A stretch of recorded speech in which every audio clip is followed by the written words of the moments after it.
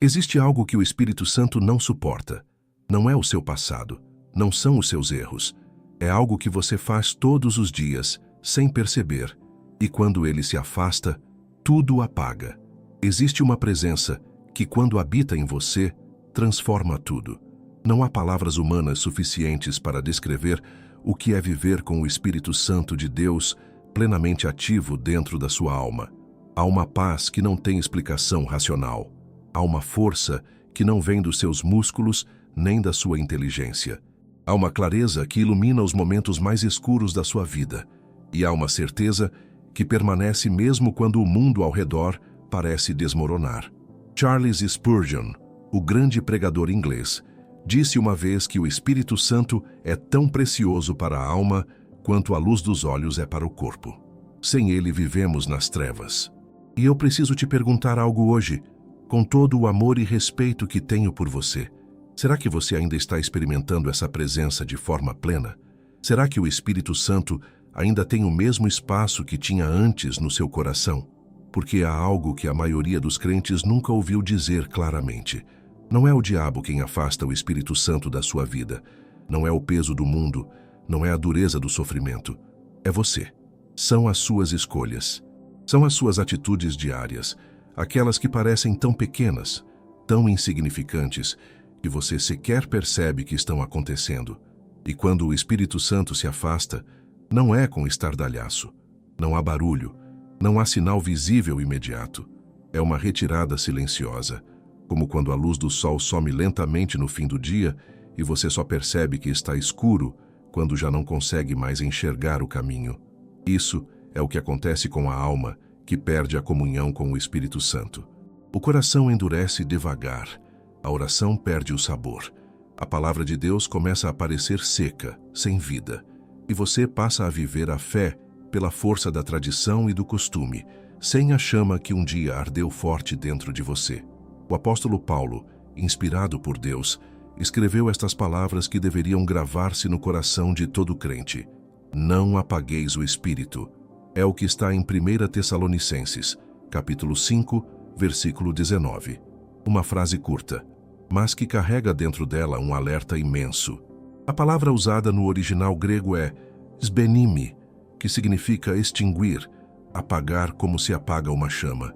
Paulo não estava falando de algo impossível. Estava dizendo que é possível, sim, que o crente apague a chama do Espírito Santo dentro de si. Não de uma vez, mas aos poucos, com escolhas erradas, com atitudes que contristam a Deus. Spurgeon pregou sobre isso com uma seriedade que fazia as paredes do tabernáculo metropolitano tremerem. Ele dizia que o maior desastre que pode acontecer a uma alma não é a pobreza, não é a doença, não é a morte. É perder a presença do Espírito de Deus e continuar vivendo como se nada tivesse acontecido. E é exatamente por isso que estamos aqui hoje. Porque você que está assistindo a este vídeo não é uma pessoa qualquer. Você é alguém que se importa com a vida espiritual. Você é alguém que sente no peito aquela fome por algo maior, aquela sede de que só Deus conhece a profundidade. Você pode estar passando por um momento em que a chama parece fraca. Pode estar se sentindo distante, seco por dentro, com orações que parecem não sair do teto. Ou pode estar num momento bom, cheio de fé, e querer proteger essa chama que arde dentro de você. De qualquer forma, esta mensagem foi preparada para você, porque o Espírito Santo não é um sentimento, não é uma emoção que vem e vai conforme o dia. Ele é uma pessoa divina, a terceira pessoa da Santíssima Trindade. E como toda pessoa, ele responde ao modo como é tratado. Ele permanece onde é honrado. Ele se retira onde é negligenciado. A Bíblia nos ensina em Efésios capítulo 4, versículo 30, que é possível contristar o Espírito Santo de Deus. A palavra contristar vem do grego lipeó, que significa causar dor, magoar, entristecer. Ou seja, as suas atitudes têm o poder de magoar o coração de Deus que habita em você. Não é teologia fria. É uma realidade que deveria nos mover até o mais profundo do ser. Quando você peca deliberadamente, quando você resiste à voz do Espírito, quando você age de forma que contradiz o caráter de Cristo, Você não está apenas cometendo um erro qualquer. Você está entristecendo aquele que veio morar em você. E qual é a resposta para isso? Não é o desespero. Não é a condenação que te faz esconder o rosto. A resposta é o conhecimento. É entender quais são as atitudes que fazem o Espírito Santo permanecer. Quais são os pilares dessa comunhão que precisam ser edificados e preservados com cuidado e devoção. E foi exatamente isso que buscamos nas Escrituras para trazer a você hoje. 3 atitudes essenciais.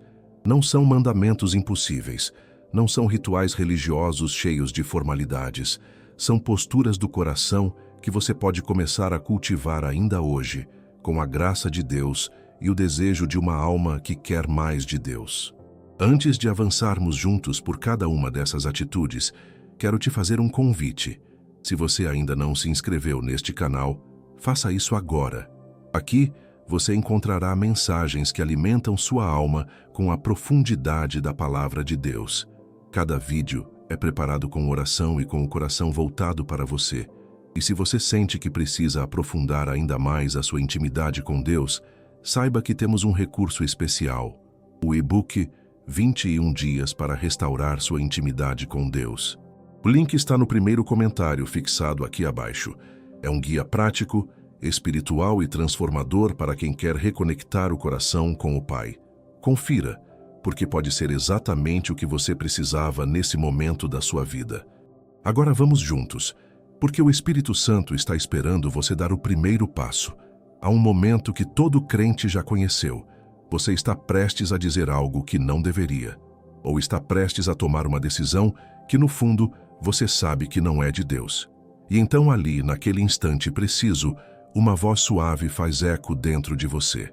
Não é um trovão, não é um grito, é um sussurro, quase imperceptível, mas inconfundível para quem aprendeu a reconhecê-lo. É o Espírito Santo falando. E o que você faz nesse momento decide muito mais do que você imagina. Porque a primeira atitude essencial que faz o Espírito Santo permanecer é exatamente esta: a obediência imediata. Não a obediência quando for conveniente. Não a obediência depois que você já tentou do seu jeito e não deu certo. A obediência imediata, que nasce de um coração que reconhece a voz de Deus e a honra acima dos próprios pensamentos. O profeta Samuel, ainda menino, dormia no templo quando ouviu uma voz chamá-lo pelo nome. 3 vezes ele foi ao sacerdote Eli, pensando que era ele quem o chamava. 3 vezes, Eli o mandou de volta. Mas na 4ª vez, Eli entendeu e disse ao menino: "Se ele te chamar, dize: Fala, Senhor, porque o teu servo ouve." Isso está em 1 Samuel, capítulo 3, versículo 9. E foi essa postura, essa disposição de ouvir e obedecer, que transformou Samuel num dos maiores profetas de toda a história de Israel. Não foi o seu talento, não foi a sua inteligência, foi o coração inclinado à obediência. O problema de muitos crentes hoje não é a falta de conhecimento bíblico, é a falta de obediência ao que já foi revelado. Você pode conhecer a Bíblia inteira de cor e salteado, pode saber cada versículo, cada genealogia, cada profecia. Mas se você não obedece à voz do Espírito quando ele fala, esse conhecimento não produz transformação. Produz apenas orgulho religioso. E há algo que poucos falam com clareza. O Espírito Santo não discute com você. Ele convida, ele chama, ele instrui, mas ele não forceja a porta do seu coração. Quando você resiste repetidamente à sua voz, há um endurecimento progressivo que acontece dentro da alma, como uma pele que perde a sensibilidade depois de muito atrito. Você começa a ouvir menos, e depois quase não ouve mais. A carta aos Hebreus traz um alerta que deveria fazer todo crente parar e refletir. No capítulo 3, versículo 15, está escrito: "Hoje, se ouvirdes a sua voz, não endureçais os vossos corações." A palavra hoje não está ali por acaso.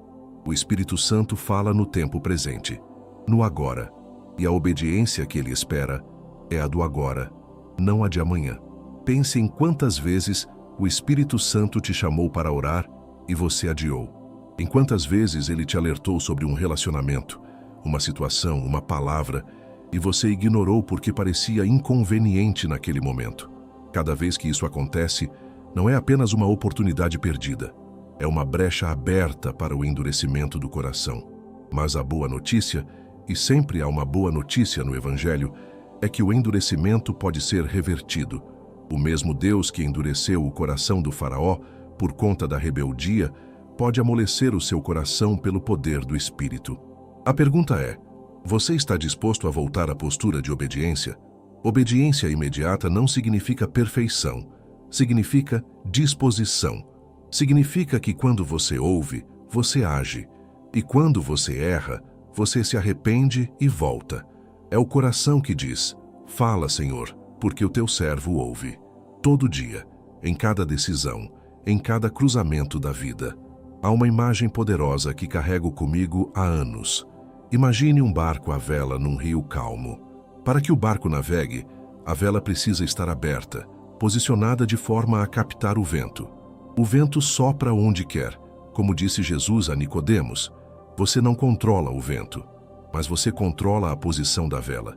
A obediência imediata é isso: manter a vela do seu coração aberta e posicionada para captar cada sopro do Espírito. E quando o vento soprar, não hesitar, mover-se com ele, porque é no movimento com o Espírito que a vida cristã ganha sentido, direção e poder. João capítulo 14, versículo 21, registra uma das promessas mais belas que Jesus fez antes de partir. Aquele que tem os meus mandamentos e os guarda, esse é o que me ama. E aquele que me ama será amado por meu Pai, e eu o amarei, e me manifestarei a ele. Veja o encadeamento. Guardar os mandamentos está ligado diretamente ao amor, e o amor está ligado diretamente à manifestação de Cristo. Não é uma fórmula religiosa, é uma realidade espiritual viva. O Espírito Santo permanece e se manifesta naquele que obedece. Não por mérito, mas porque a obediência é a linguagem do amor. É a forma como você diz a Deus, com ações e não apenas com palavras, que você confia nele mais do que em si mesmo. E essa confiança é o que abre espaço para que o Espírito Santo atue plenamente na sua vida, não apenas te confortando nos momentos difíceis, mas te guiando, te transformando, te capacitando para viver de uma forma que vai muito além das suas próprias forças.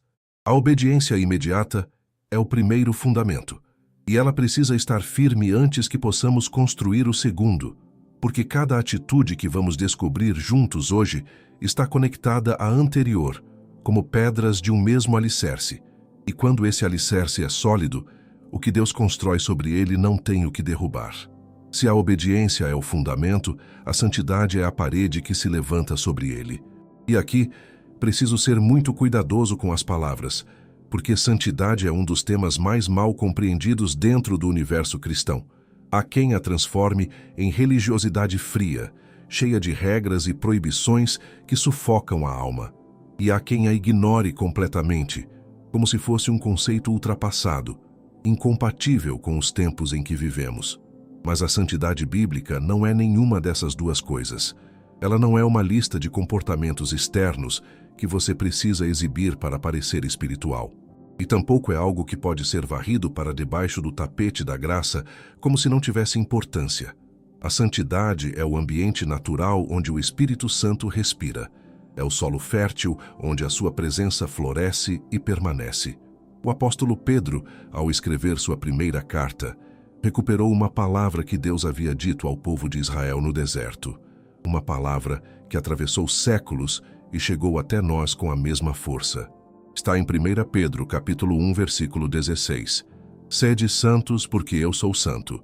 Deus não disse, sede perfeitos na sua própria força. Ele disse, sede santos, porque a santidade é reflexo do meu caráter. É o meu DNA espiritual sendo impresso em vocês. E qual é o agente dessa transformação? Não é a sua força de vontade, não é a disciplina religiosa, é o próprio Espírito Santo. É por isso que ele é chamado de Espírito Santo, e não apenas Espírito de poder ou Espírito de sabedoria.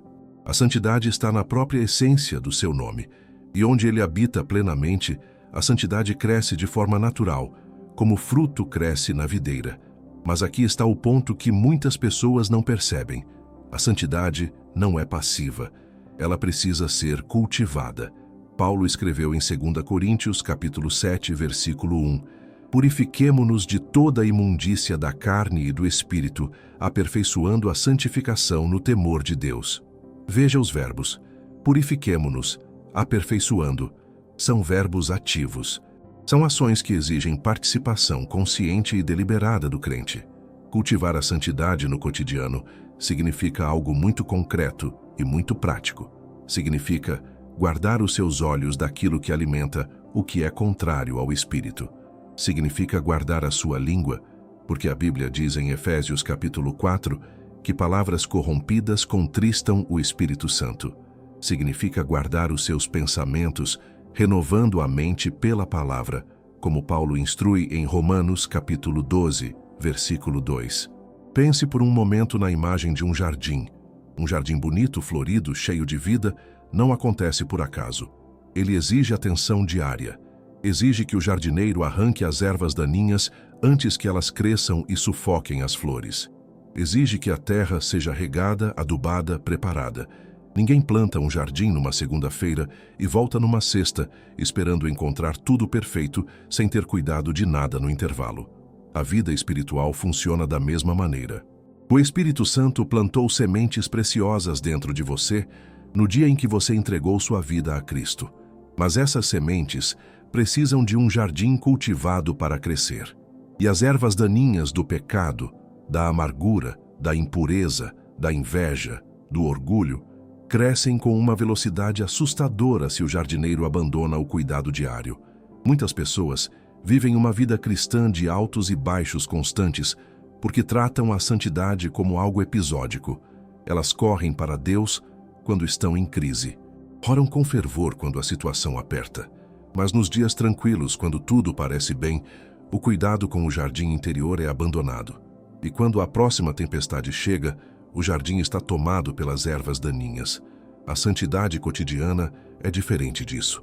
Ela é uma decisão que se renova a cada manhã. É o que o rei Davi expressou quando escreveu no Salmo 51, versículo 10. Cria em mim, ó Deus, um coração puro e renova em mim um espírito reto. Davi havia pecado gravemente. Havia cometido adultério. Havia ordenado uma morte injusta. E no fundo do arrependimento, ele não pediu apenas perdão. Ele pediu renovação. Ele pediu um coração novo, um espírito certo. Essa é a oração da santidade cultivada. Não é a oração de quem nunca caiu. É a oração de quem, tendo caído, se levanta e pede a Deus que reconstrua o que foi quebrado. Porque a santidade não é a ausência de queda. É a recusa em permanecer no chão. E há algo que o Espírito Santo faz naquele que busca a santidade com sinceridade. Ele coopera. Ele não fica à margem esperando você se tornar perfeito para então aparecer. Ele vem ao encontro do coração sincero, do coração que diz: Senhor, eu quero ser diferente. Eu quero que o teu caráter prevaleça sobre o meu. Gálatas capítulo 5 descreve com beleza os frutos que o Espírito Santo produz naquele que vive segundo ele: amor, alegria, paz, longanimidade, benignidade, bondade, fidelidade, mansidão e domínio próprio. Cada um desses frutos é uma expressão de santidade vivida no cotidiano.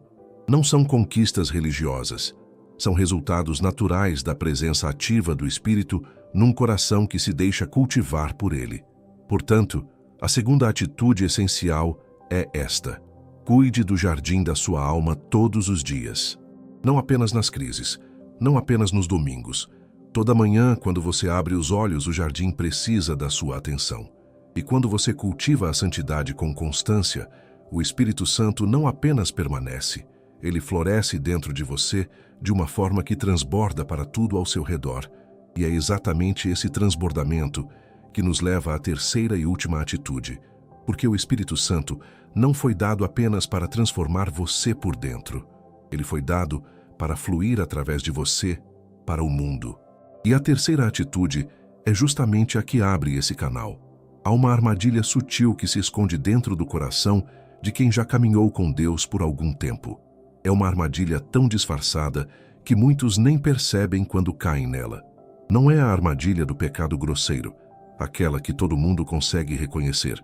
É a armadilha da autossuficiência espiritual. É o momento em que você começa, mesmo sem perceber, a depender mais das suas próprias experiências com Deus do que da presença viva do Espírito Santo no hoje.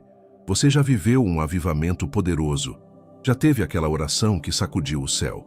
Já experimentou uma cura, uma libertação, uma resposta sobrenatural que ficou gravada na memória.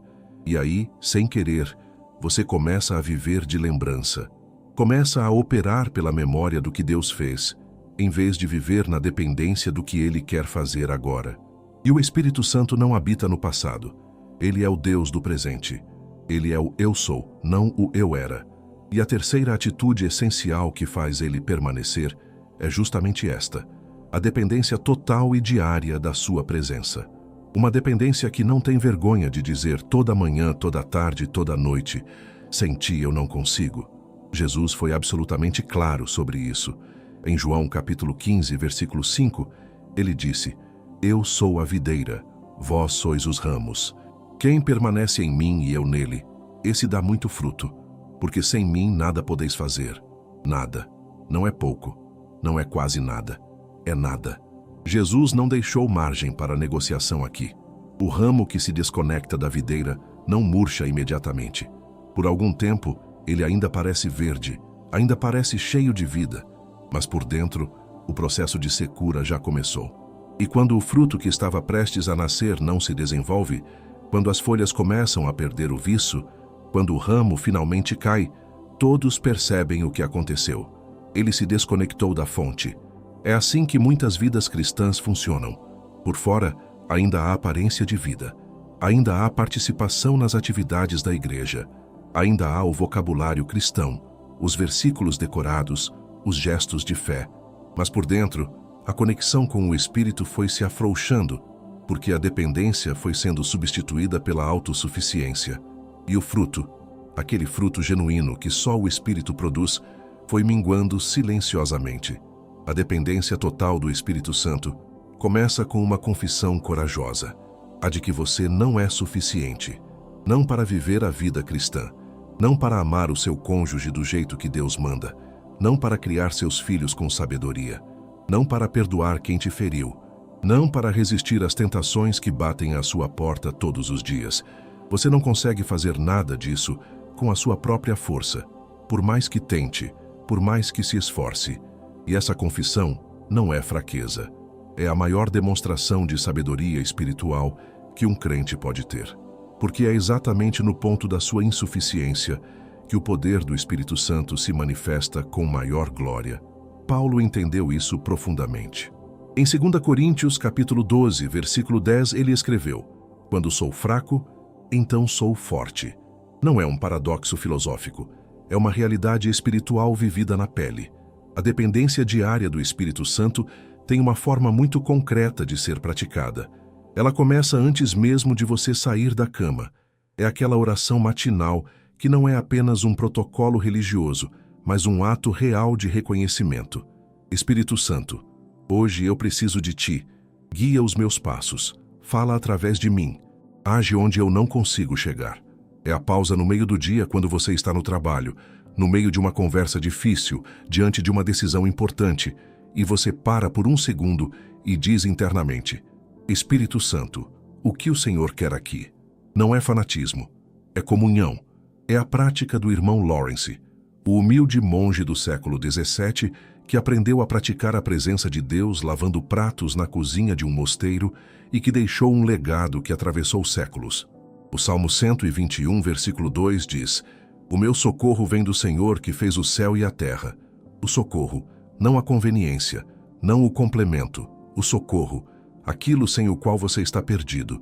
É com essa consciência que a dependência verdadeira é vivida.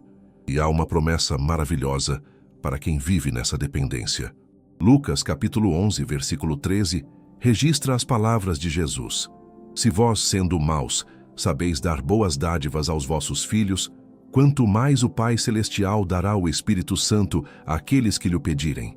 O Pai Celestial dará, não talvez, não se você merecer, dará, a quem pedir, a quem buscar com dependência genuína. Deus não retém o seu espírito de quem o busca com um coração sincero. O que ele retém é a sua presença daqueles que fingem não precisar dele, que vivem na suficiência do próprio ego espiritual, achando que já chegaram, que já sabem o suficiente, que já viveram o suficiente com Deus para agora caminhar por conta própria. A dependência total não é um estado de fraqueza permanente. É um estado de força sobrenatural que cresce à medida que você reconhece a fonte dessa força. É viver como o apóstolo Paulo declarou em Filipenses capítulo 4, versículo 13. Posso todas as coisas naquele que me fortalece. Não posso tudo sozinho. Posso tudo nele. A dependência é o canal pelo qual o poder de Cristo flui para a sua vida. E quando as três atitudes estão presentes, obediência imediata, santidade cultivada e dependência total, o Espírito Santo não apenas permanece, ele age, ele transforma, ele usa a sua vida de formas que você nunca imaginou ser possível. E é sobre o que acontece quando essa comunhão plena é estabelecida que precisamos falar agora, porque o que vem a seguir pode mudar completamente a forma como você entende a vida no Espírito. Existe uma diferença que só quem já experimentou consegue descrever com precisão. É a diferença entre uma vida cristã vivida pela força da religião e uma vida cristã vivida pela força do Espírito Santo. Por fora, as duas podem até parecer semelhantes. As mesmas igrejas frequentadas, as mesmas Bíblias abertas, as mesmas orações ditas. Mas por dentro, a distância entre uma e outra é a mesma distância que existe entre uma fogueira apagada e uma fogueira em plena combustão. Quando o Espírito Santo permanece plenamente, quando a obediência, a santidade e a dependência estão sendo cultivadas com sinceridade, algo começa a acontecer que não tem explicação natural. E eu quero que você entenda isso com clareza, porque talvez seja exatamente isso que você está buscando, mesmo sem saber nomear. A primeira coisa que acontece é que a palavra de Deus ganha vida de uma forma completamente diferente. Não é mais leitura, é revelação. Os mesmos versículos que você leu dezenas de vezes começam a falar com uma profundidade que nunca esteve ali antes, ou melhor, sempre esteve ali. Mas agora o Espírito Santo, que inspirou cada palavra, está presente para iluminar o que estava escondido aos olhos da mente natural. O apóstolo Paulo explica isso com uma clareza impressionante em 1 Coríntios capítulo 2, versículos 9 e 10. O que os olhos não viram, nem os ouvidos ouviram, nem penetrou o coração do homem, são as coisas que Deus preparou para os que o amam. Mas Deus nos revelou pelo Espírito, porque o Espírito penetra todas as coisas, até as profundezas de Deus. O Espírito penetra as profundezas de Deus, e quando ele habita em você plenamente, ele traz à tona essas profundezas para dentro da sua compreensão. Isso transforma a leitura bíblica de uma obrigação religiosa em um encontro real. Você abre a palavra não para cumprir uma meta devocional, mas porque sabe que ali está alguém esperando para te revelar algo precioso. E essa expectativa, alimentada pelo Espírito, faz da Bíblia o livro mais vivo e mais atual que existe, independentemente de quantos séculos separam a sua escrita do dia de hoje. A segunda coisa que acontece é que a oração deixa de ser um monólogo e se torna um diálogo. A maioria das pessoas ora como quem faz uma lista de pedidos num balcão de atendimento.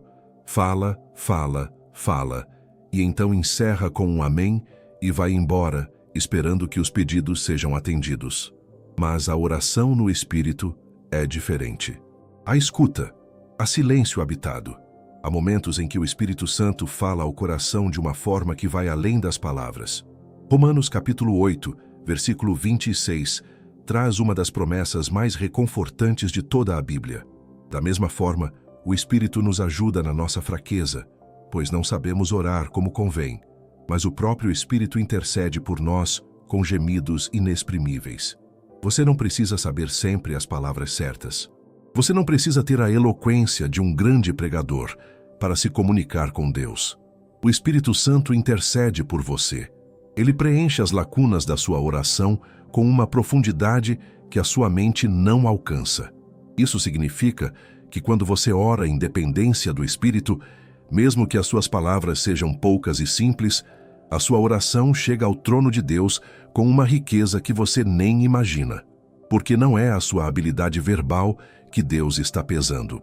É a sinceridade do coração que o Espírito está traduzindo.